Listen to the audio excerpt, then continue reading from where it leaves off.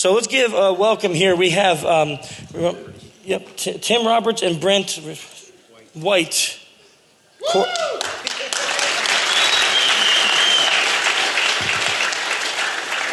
Title of the speech is Corporate Espionage, Gathering Actionable Intelligence via Covert Operations.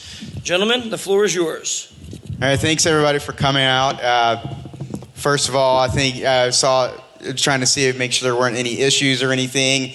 I did have a chair I was going to stand in, but it's been taken. So unfortunately, just try and peek over the shoulder in front of you. Also, if you got to go to the restroom next year, we'll have a vendor booth for diapers. So men. Yeah, he's not nervous. He just has to pee really bad. So let's get started. So again, corporate espionage, gathering actionable intelligence via covert operations. That's a big title. What the hell does it mean? Let's find out. So if an operative or a spy were in the process of gathering information on the targets, what steps would they take to gather information without being noticed?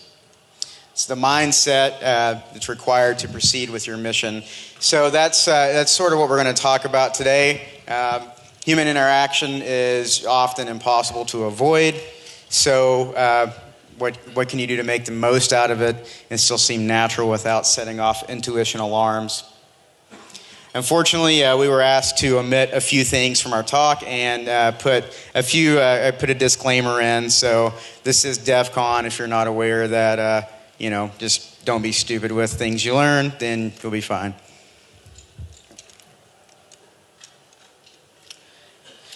What is the purpose? Again, it's to help you think outside of traditional tactics in order to make the most out of your red team opportunity without your target even knowing it.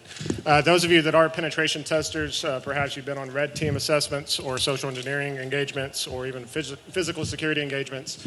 All of these cover that. Those that aren't, here's something new that you get to learn, and here's a corporate term you get to throw around. So.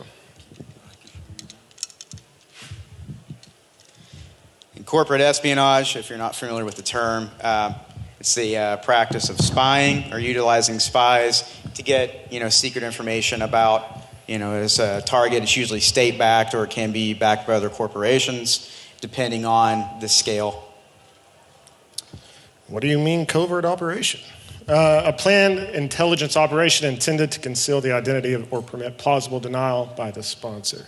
You guys, before you do any of this stuff, make sure you have your get-out-of-jail-free card or your letter of authorization.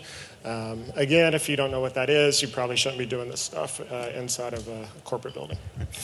Actionable intelligence, that's any sort of intelligence that you have gathered while, looking at your target that you can actually, it's pretty obvious, you can actually take action upon and, penetrate further.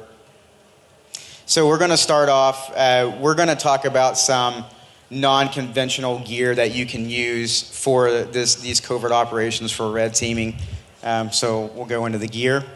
In addition to conventional gear. In addition, yeah.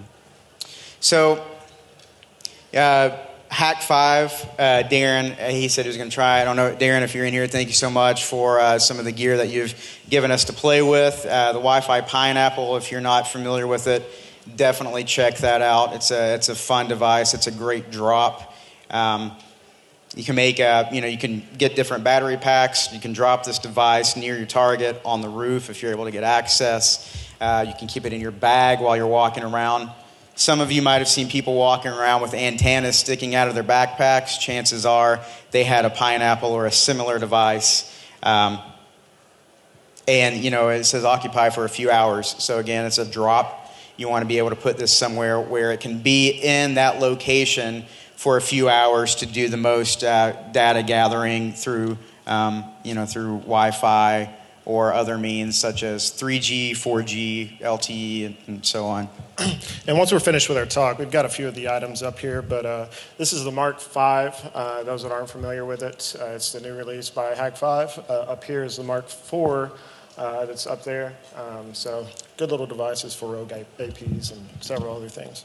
And, again, just a quick story on the Pineapple. If you're not familiar with it, something that I may or may not have done with this was go to a coffee shop spoofed the network that everyone was connected to, saying, okay, this, my Wi-Fi, Pineapple, is the network that you trust.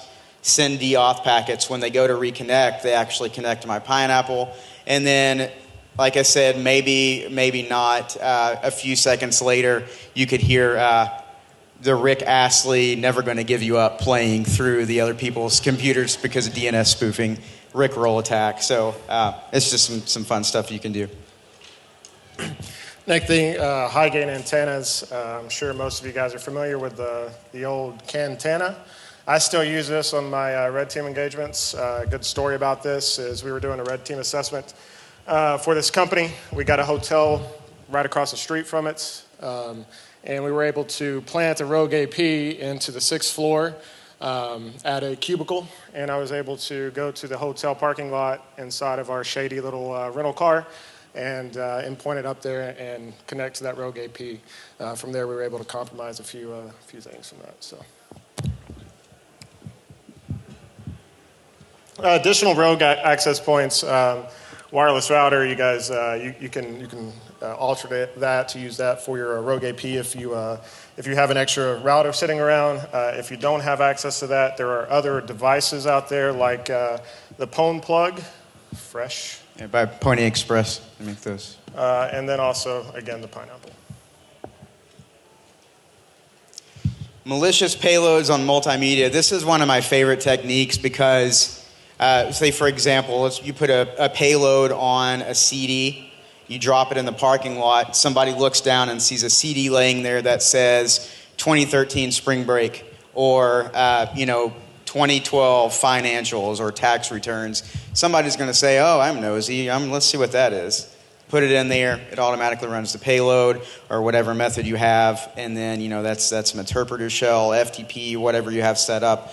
So that's a quick way. And it says, again, this is something that you want to be found, so sort of a reverse dead drop. So there's several different ways you can do that. USB drives.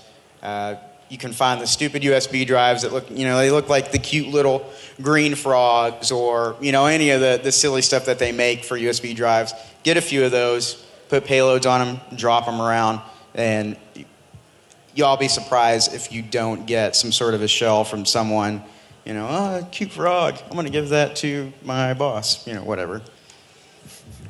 Again, doing some more name dropping here, but the Pwn plug, as you can see on there, it's a power strip. It's very non-discrete. It's easy to use. If you do get access anywhere to plug it in. But there's several different, if you guys check out the vendors, there's several different things out there, things online and stuff you can check out in comparison to these kind of non-discrete drops. And, as we mentioned, part of this talk is covert operations.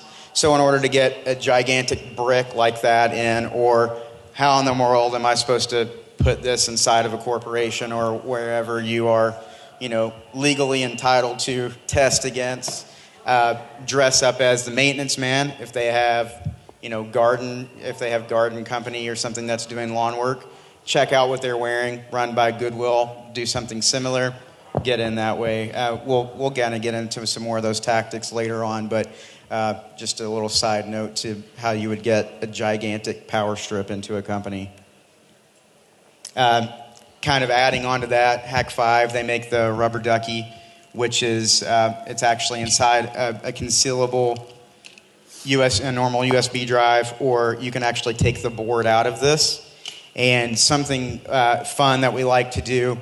Why is there a picture of a Christmas tree? Well, actually, inside of that Christmas tree was the rubber ducky with multiple payloads on that. So you go to the office, around Christmas time. Hey, we're a new computer supply company here in town. We really like your business. Here's our cards, and by the way, here's a few stupid little USB Christmas trees that everyone in your office is going to eventually plug up. Thank you.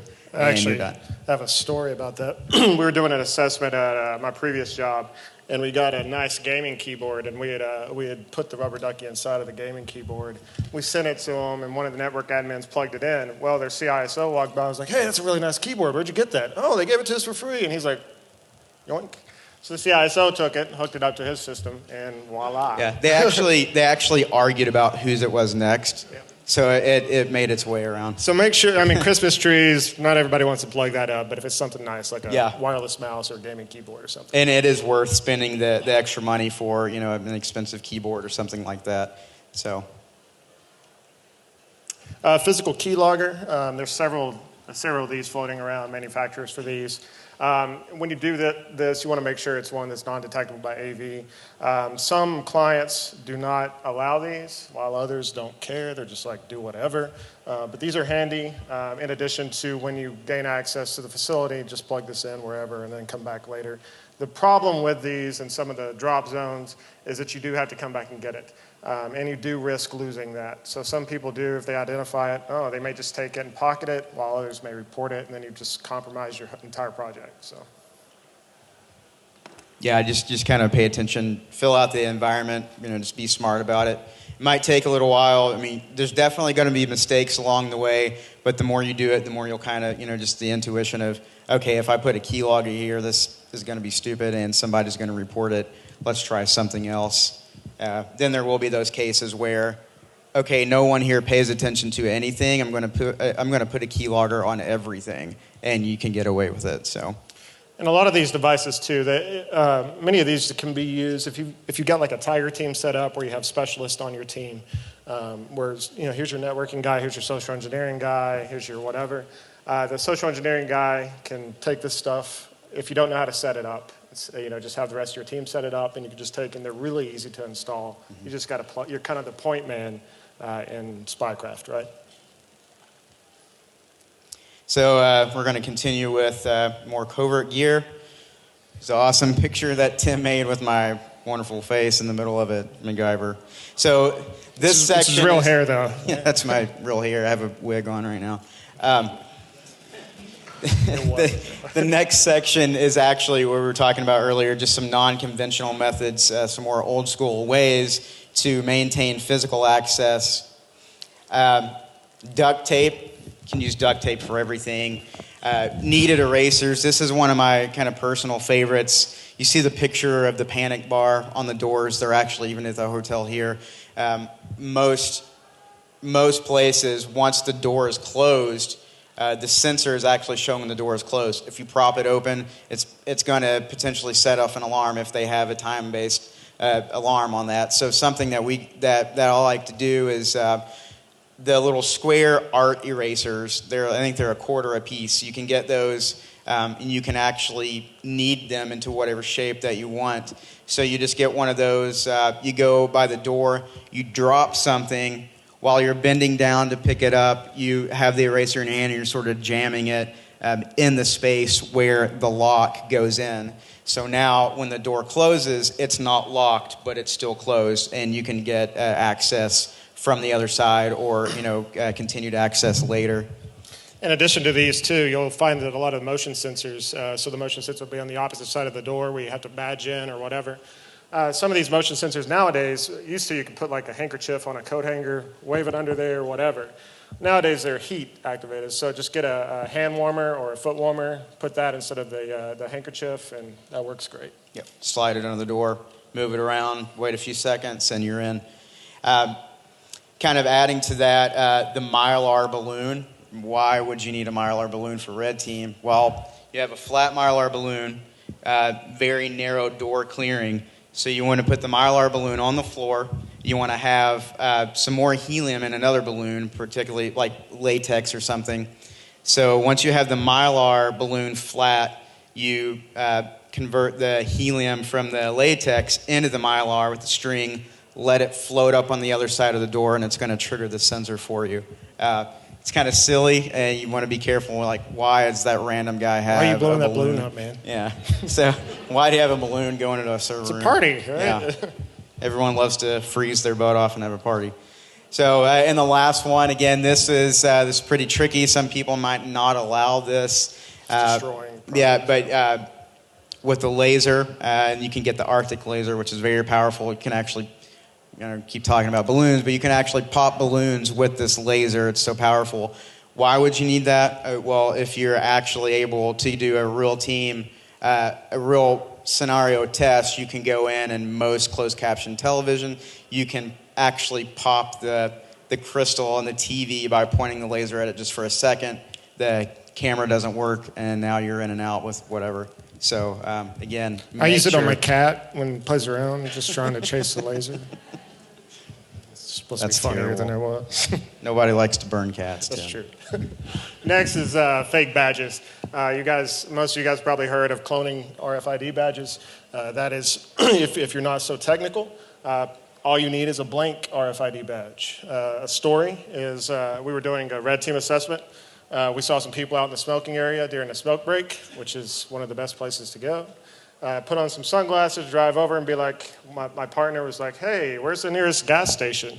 And I was looking at their badge the whole time, and it was a plain white badge. Well, I had my company badge on me, so we just went by Office Max, got some adhesive printer paper. I went home on a Photoshop, found a white wall. We took pictures of each other. And my name is Kevin Jobson, and I work for this company because this badge looks exactly like yours, and you don't pay attention to the sound that the proximity reader makes, or if it's a green light or a red light. So going inside of the facility was really easy when you do it at the end of the work shift, during lunchtime, or anything like that. You can piggyback, tailgate, you're on your phone, you're talking, you're busy, you're carrying a box of whatever, but if you've got this, people don't really ask questions, right? If you got this, people don't ask questions either. So perhaps you don't have access to a printer or you don't have Photoshop skills. All you need is not the Snap Fitness thing, but all you need is a white, plain badge. You're just flipping the badge over. Because a lot of times the badge moves as you're walking throughout the day and stuff. And so people, again, often don't pay attention to that. They just look down that you have your badge. You could probably even tape a few business cards together if you're in a pinch. Hang it off your belt with something. People say, oh, that's a badge. Let's let the guy in. He's got his hands full. We don't want to be an ass, so let's help him out. So, I got another story about the badge real quick. I was doing another assessment, and as I was in, we had been in there for a couple days. We had already owned the company. We're like, hey, let's go in there and see if any of these guys pay attention because they said their security awareness is heightened and so on. It was after their annual security awareness training. Went in, walking around. I was in a bright green shirt. I had this badge on. I walked around forever, taking pictures of stuff, IPs that are printed on printers and things like that. Well, eventually, somebody finally went up and was like, hey, can I help you? I was like, oh, yeah, I'm new. I'm looking for, and I dropped a name off of a parking spot. So if you go, sometimes names are printed on the parking spot for executives or directors. So if you memorize those names, oh, yeah, I just had lunch with so-and-so. I'm new. I've only been here a couple days. Oh, okay, well, his office isn't up here. Oh, well, I wasn't sure. I was just wandering around checking out the facility. Oh, well, his office is in the server room. Oh, where's the server room? It's this way. Mind you, they have armed guards for their server room at this particular facility. So an armed guard comes up, and he's like, is there a problem? Well, who vouches for me? But this supervisor of all these data entry people, oh, yeah, he's new. That's Kevin. They didn't even look at my name or anything. The card said, what are you doing up here? Oh, he's looking for so-and-so. I didn't even have to say anything. He's looking for so-and-so in the server room. I'm like, oh, okay. And I'm like, yeah, we just had lunch. I got here before he did. I just kind of came in. He's like, okay, I'll take you down there. We go down there. As we're going down there, I'm sweating bullets. Oh, crap. So as we're going down there, the supervisor says, you probably don't have access to this yet either, do you? I was like, no, I don't know. I can try.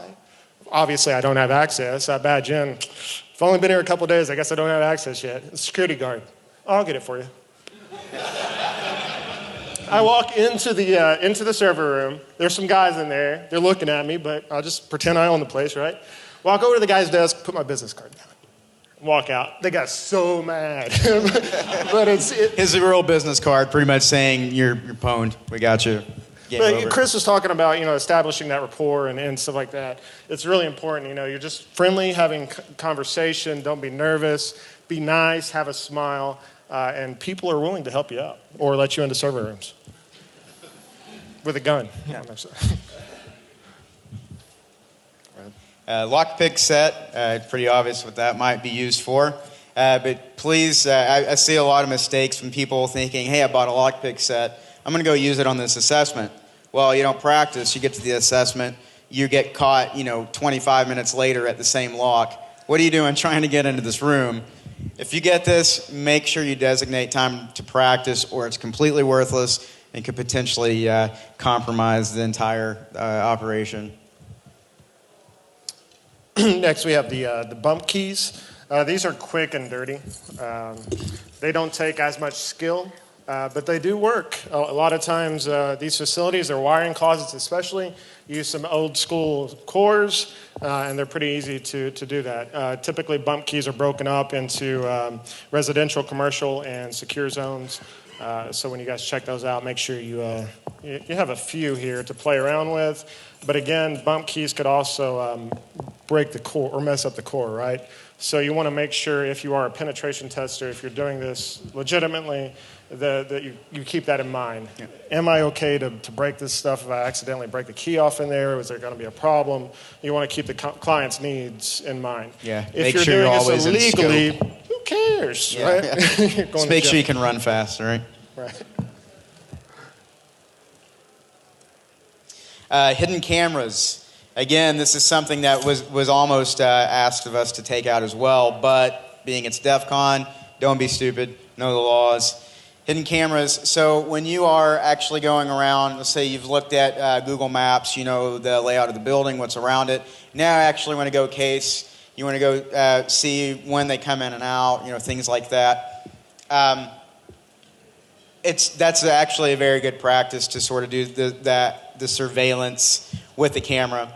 If you've got a big area and you've got some sort of a hidden camera or a camera down in a bag, practice with it. Make sure you know where you're shooting. Just walk in. It's okay to look like the lost puppy. You know, just kind of wondering, like looking around. That way, when you go back and you review the footage, you can say, okay, no, the elevators are over here. I know the conference rooms that way. Walk as far as they'll let you walk. You'll get away with a lot of stuff.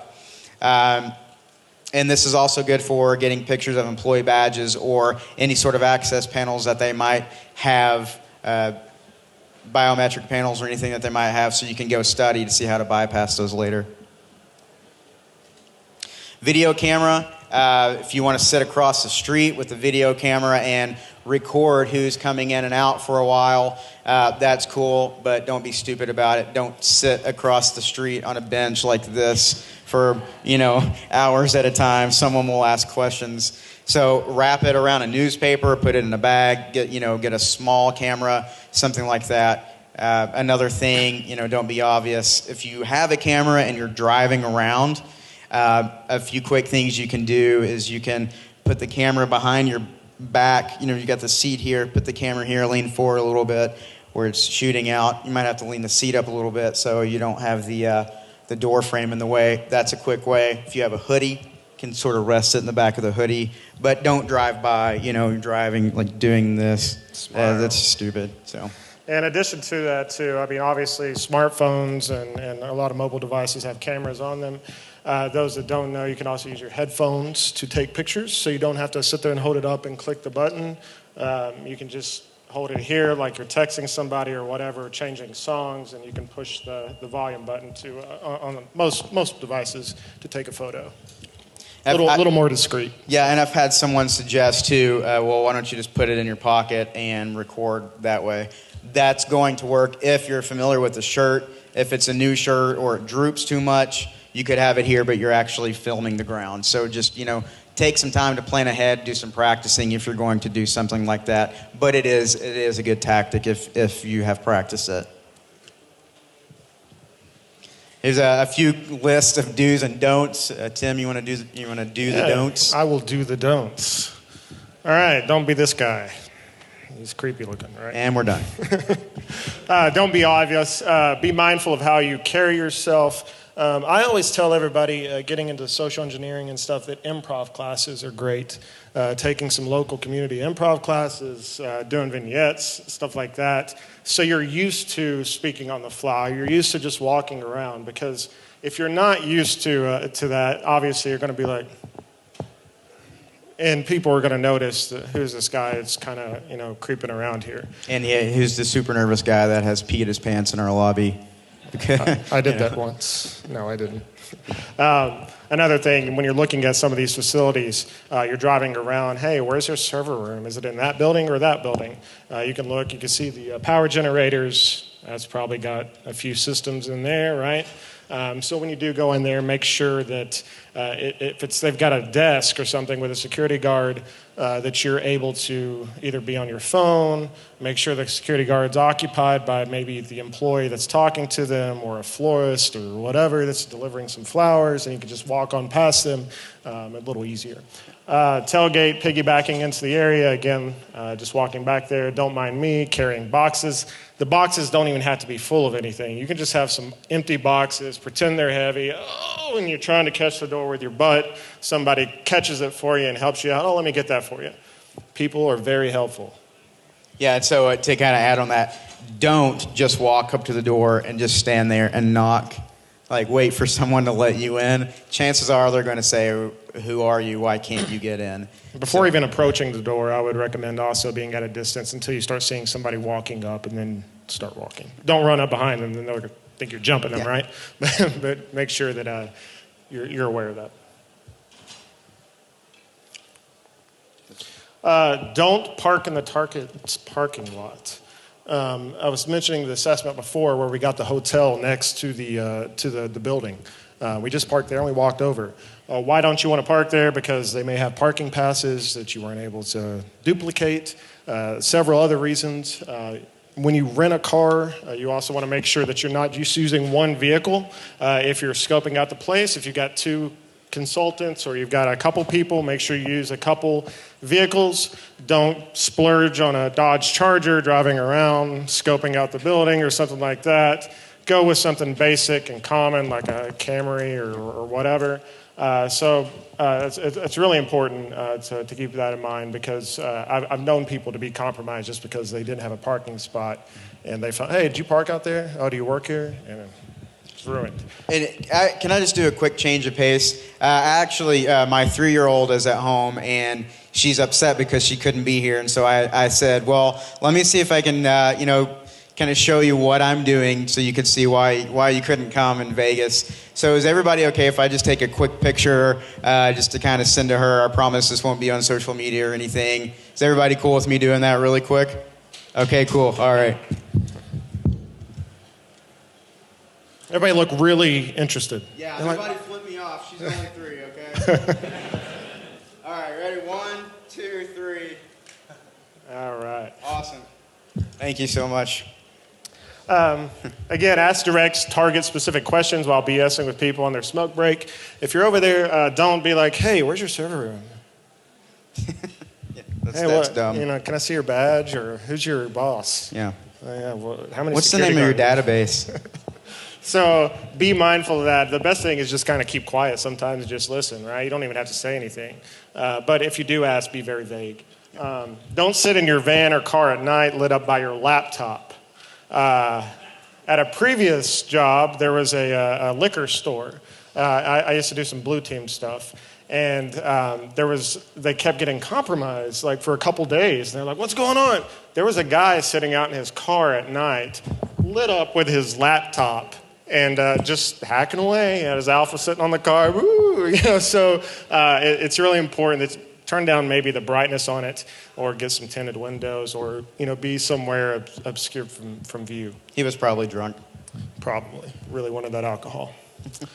Again, driving around the parking lot over and over, consider renting 2 common vehicles. Yep. All right, so I will do the do's. That sounds kind of weird. Do. Hanging around employees' smoking areas, Tim mentioned. You always want to find that area. You want to go hang out, make friends. Something you want to do is just keep your mouth shut for a while. Just chill out, even if you're not talking to anyone directly. Have your red team partner, you guys are having your own conversation. Make up something about, can you believe that they're doing this with the new dev team? Like you're griping about work just like everyone else is doing. And then just stop and listen. It's amazing, even credentials that you can hear from people just griping about their jobs. Notice names and titles on parking spots. Hopefully you've done your open source intelligence before you even show up to this company. But if, Again, if you just need a quick refresher, check out the parking lots. They usually have reserved spots for names. That's good for name dropping. Pay attention to the target, and something you can do if you have the time is actually become a client of the person. Not a lot of people really do this, but just take your time, put in the money to actually become a client, because then you're going to actually probably get credentials to their web application.